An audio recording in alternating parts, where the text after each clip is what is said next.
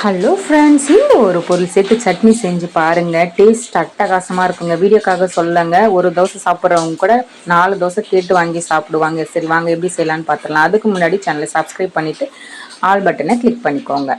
So ஒரு கடாயில் 2 spoon அளவுக்கு எண்ணெய் ஊற்றிட்டு காரத்துக்கு ஏற்ற மாதிரி நான் 2 காஞ்ச மிளகா சேர்த்துக்கிறேன்.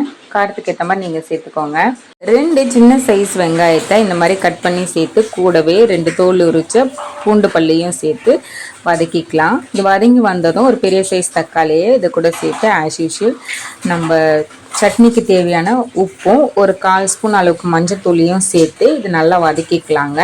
வெங்காயம் தக்காளியோட பச்சை வாசனைலாம் போனதும் இது கூட நான் சொன்ன அந்த சீக்ரெட் பொருள் நம்ம பிரியாணியோட தலை புதினாவையும் சேர்த்து புதினாவோட கலர் மாறுறதுக்குள்ளே இது கூட ஸ்டவ் ஆஃப் பண்ணிவிட்டு இது கூட கொஞ்சம் போல் புளியையும் சேர்த்து கலந்து விட்டு இதை ஆறுனதும் ஒரு மிக்ஸி ஜாருக்கு மாற்றி கொஞ்சம் போல் தண்ணி சேர்த்து நல்லா சட்னி பதத்துக்கு அரைச்சி எடுத்துகிட்டு வந்துக்கலாங்க. நம்ம தோசைக்குன்றதுனால கொஞ்சம் கெட்டியாக தான் இருக்கணும்.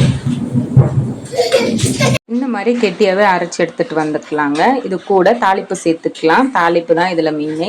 கொஞ்சம் போல் எண்ணெய், கடுகு, உளுந்து, கருவேப்பிலையும் சேர்த்து கலந்து விட்டு சாப்பிட்டு பாருங்கள். அமோகமாக இருக்கும். வேணால் நீங்களும் வீட்டில் ட்ரை பண்ணி பார்த்துட்டு எப்படி வந்துச்சுன்னு எனக்கு கமெண்ட் செக்ஷனில் சொல்லுங்கள். இந்த வீடியோ பிடிச்சிருக்குன்னா வீடியோவை லைக் பண்ணிவிட்டு உங்கள் ஃப்ரெண்ட்ஸ் அண்ட் ஃபேமிலிக்கும் ஷேர் பண்ணிக்கோங்க. தேங்க்ஸ் ஃபார் வாட்சிங்.